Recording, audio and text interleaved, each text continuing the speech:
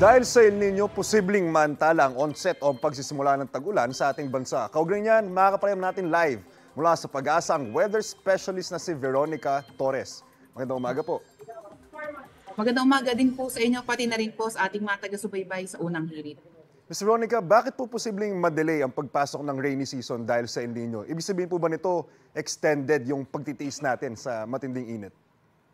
Opo, sa kasalukuyan kasi, isa sa mga epekto ng El Nino, kapag nakaranas tayo El Nino, posible po yung pagka-delay ng rainy season. And also, isa din sa mga epekto is yung below normal na rainfall po. Although, titingnan pa rin po natin sa magiging mga assessment po ng ating mga climatologists kung ano po yung mga, may kita pa po nilang mga possibility po.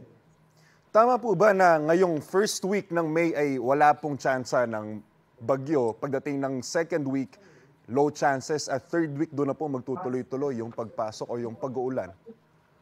Opo, sa ngayon, base sa produkto natin na tropical cyclone threat potential, so tama po kayo, this week, mababa pa po yung probability na magkabagyo. And then, sa susunod na week, although may nakita tayo vortex, may kababaan pa rin naman yung possibility.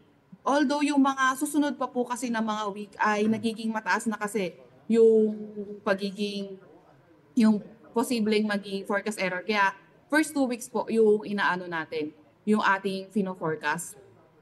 Kapag opisyal na po bang tag-ulan, sobrang malakas ba ang mga aasahang pag-ulan? Tsaka aabot po ba at posible po ba na maging super typhoon ito?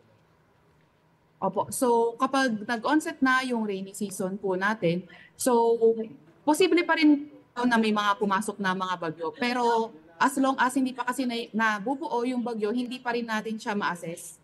So paghahandaan natin lahat ng kategorya ng bagyo, and then once na may makita na tayo na bagyo na posibleng maka-apekto sa atin, or pag nasa loob na siya ng mga monitoring natin, doon natin siya bibigyan na assessment kung posible ba ito maging super typhoon o kung ito ay magiging tropical depression lamang.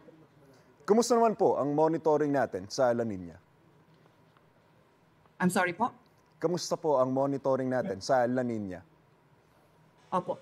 Sa monitoring naman po natin, base po sa assessment ng mga kasamahan po natin sa kasama nating mga climatology, so nakikita natin na itong transition from El Nino to ENSO neutral expected in April, May, June with 85% chance. Then, posible may probability din ng La Nina sa May, June, July, August din po. Base po sa model natin, Ms. Veronica, ilang bagya po ang inaasahan natin papasok ngayong taon dahil may La Nina na po? Opo. So, base po sa assessment ng ating mga kasama sa climatological department, so yung ngayong Mayo, posible isa or dalawang bagyo, posibleng pumasok or mabuo sa loob ng ating Philippine Area of Responsibility.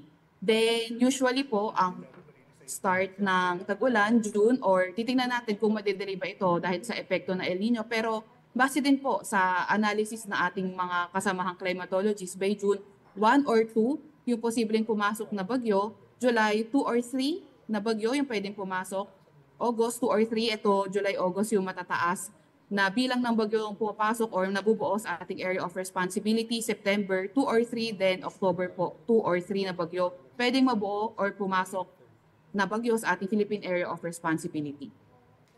Maraming salamat po, Ms. Veronica Torres, weather specialist mula sa Pag-asa. Salamat po. Kapuso, para laging una ka sa mga balita, bisitahin at mag-subscribe sa GMA Integrated News sa YouTube. Sa mga kapuso abroad, samahan niyo kami sa GMA Pinoy TV at sa www.gmanews.tv.